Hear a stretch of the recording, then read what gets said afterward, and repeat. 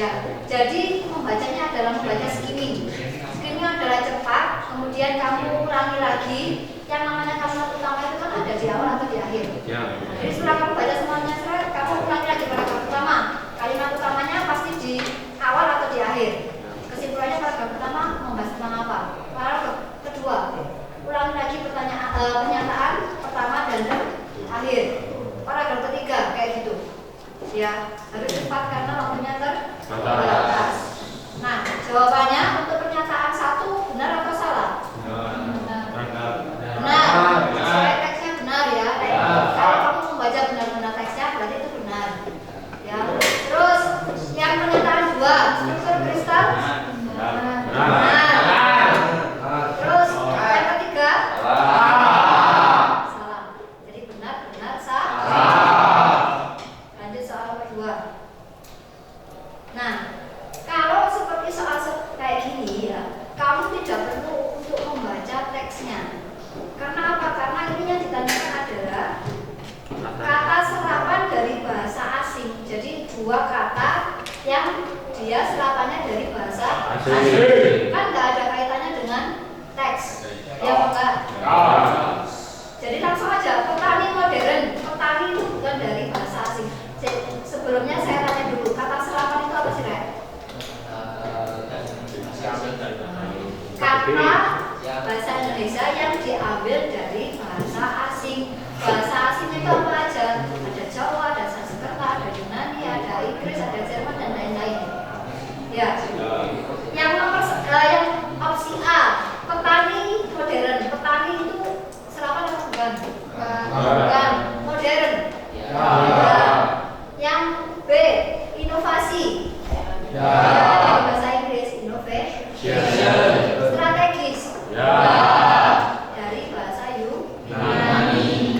Berarti yang pasangannya kata serapannya ada kata serapannya berarti yang B. Yang A itu satunya kan bukan serapan, Mas.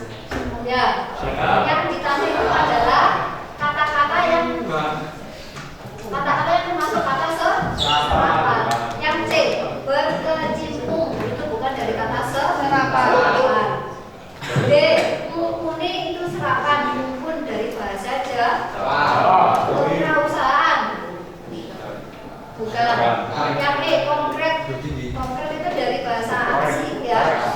Kalau pangan dari bahasa Indonesia asing. Jadi yang ada kata serapannya berarti salah ya. Berarti yang serapan semua adalah yang B, innovation, inovasi dan strategi.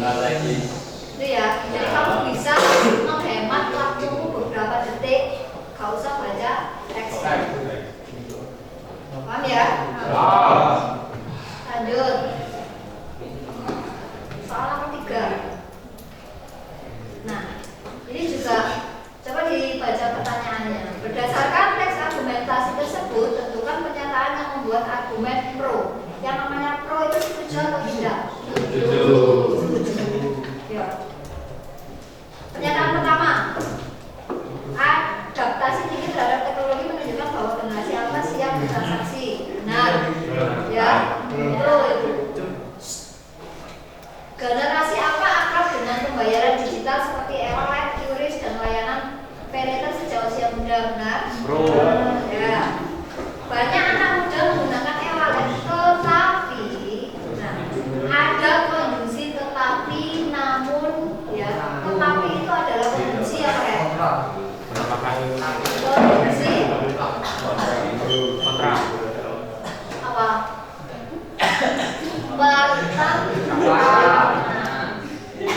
Jadi kalau ada tetapinya berarti dia tidak pro. Ya. Kayak saya suka makanan ini, tapi kok berarti kan ya nggak suka, nggak pro. Ya. Jadi yang pernyataan 3 itu dia kontra. Yang pernyataan 4, generasi alfa lahir pada era digital, tetapi juga ada tetapinya. Jadi dia jelas kontra. Yang E, generasi alfa membutuhkan literasi keuangan sejak dini agar mampu bertanggung jawab secara finansial. Secara logika benar nggak? Kontra. Kamu umur 4 tahun sudah dihubungi atau diajari untuk literasi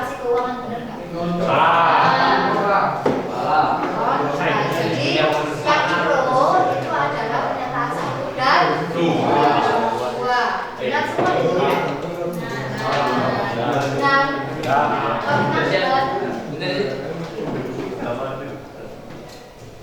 lanjut. Nomor 4. Nah, ini juga nggak perlu baca puisi ya. Coba. Berdasarkan puisi tersebut, tentukan lirik yang relevan dengan peristiwa sehari-hari. Berarti peristiwa yang biasa terjadi di kehidupan sehari-hari. Pernyataan pertama, jangan bertanya mengapa. Kan bisa tuh biasanya kan anak-anak tanya mengapa gitu kan. Jadi saya kira bisa takon apa gitu kan. Itu masih relevan, bisa terjadi di kehidupan sehari-hari. Yang kedua, sebagai jutaan hewan kecil yang bernapas dan bernyanyi untukmu. Emang hewan bisa bernyanyi untukmu?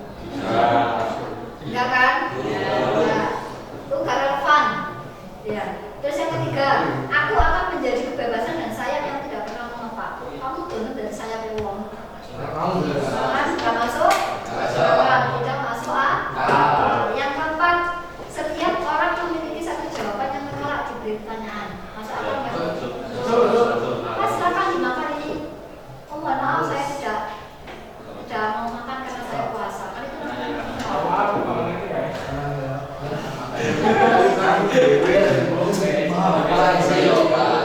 ya boleh gitu. Saya tidak mau makan karena saya rasa makanannya kurang cocok di lidah saya, bukan gak enak. Gitu ya. Terus jadi yang masih relevan 1 dan 4 ya. Terus yang kelima, jika aku ingin menyembunyikan kesedihan, aku akan berada di dasar lautan. Mau kamu berenang di dasar lautan demi seseorang? Mau? Beneran ya mau? Ayo ya. Ini lebih ini ya. Ini majasnya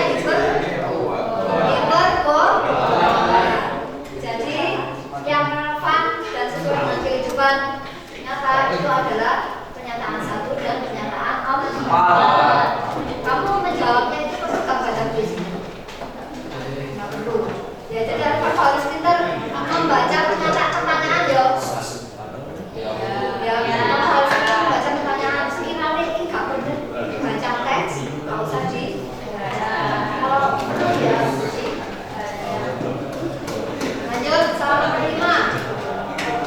Nah ini kutipan novel tersebut menyajikan penggambaran karakter baik secara langsung maupun tidak langsung. Penggambaran karakter tokoh Sabari yang tepat dalam kutipan novel tersebut adalah yang mana? Delta. Kamu sudah baca kan teksnya ya? Ya sudah baca teksnya ya. Karakter tokoh Sabari digambarkan secara langsung melalui narasi yang delta. Lanjut. Kutipan drama tersebut menggambarkan tokoh Budi yang tetap jujur meskipun berada dalam tekanan tokoh lain. Pernyataan berikut yang menunjukkan respon emosional pembaca. Jadi respon pertamamu setelah membaca ini.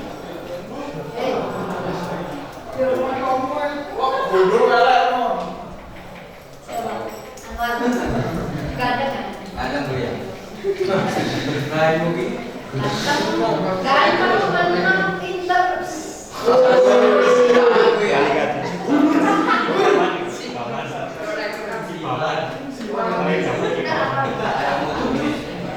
Tapi guys, wes siap kerja nanti kalau lulus ya.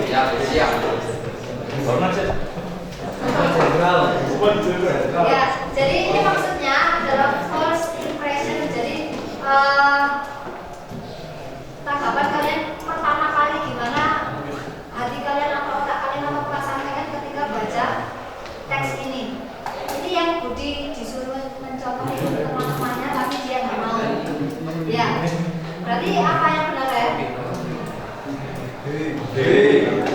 Pembaca merasa kagum karena tokoh Budi teguh hati dalam mempertahankan dan